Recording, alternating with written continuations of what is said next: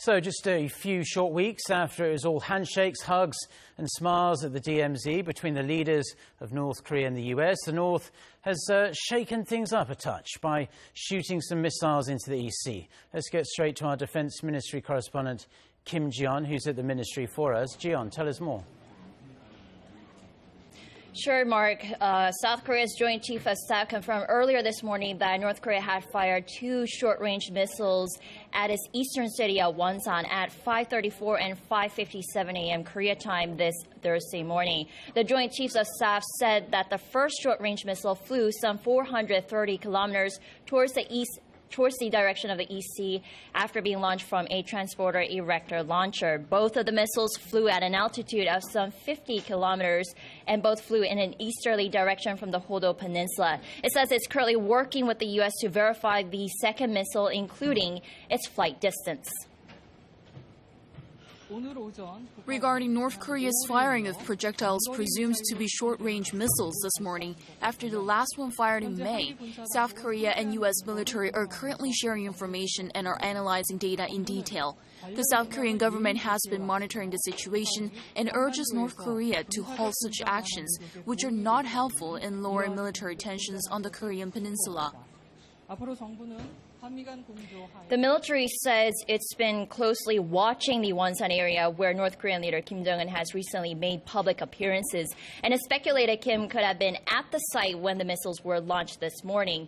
Wonsan is also where North Korea had launched an intermediate-range Musudan missile in June 2016 in an apparent show of force that the regime has made significant progress in its missile development. There's a lot of questions that aren't being answered at this hour by Seoul's Defense Ministry, including the question of why North Korea has launched missiles again, what it's trying to achieve, and the timing, why now?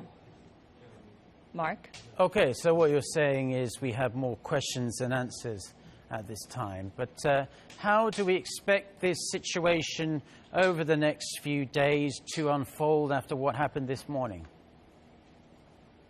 Well, another big question is about North Korea's motives, whether it wants to send a message to the United States and South Korea, or if it's showing a frustration over what it sees as slow progress in denuclearization talks. If you remember, the last time North Korea fired missiles was in early May, when a lot of experts believe that it was an apparent show of frustration over stalled talks with the U.S. since the Hanoi summit. And despite repeated questions from the media on whether they could be officially verified as ballistic, this was not confirmed back in May by the South Korean military, and it's highly unlikely that the South Korean military will announce this time that launches this morning were in fact ballistic. Another question that's likely to be raised is whether they're likely to be Russian Iskander-class missile, which can carry nuclear warheads and can invade existing anti-missile systems like Patriot or THAAD. Will need more expert analysis on this. But the big question is, why now? Since U.S. President Donald Trump and North Korean leader Kim Jong-un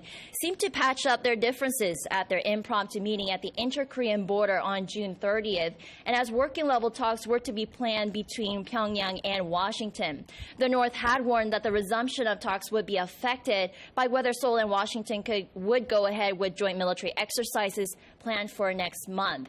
This also comes after U.S. National Security Advisor John Bolton visited Seoul earlier this week to discuss with his South Korean counterpart and foreign affairs and defense ministers a range of issues centered on diplomatic efforts to achieve denuclearization of North Korea and military support measures to support those measures. We'll have to see if the latest launch has any impact or if it's going to be serving as a game changer in denuclearization talks. Back to you, Mark.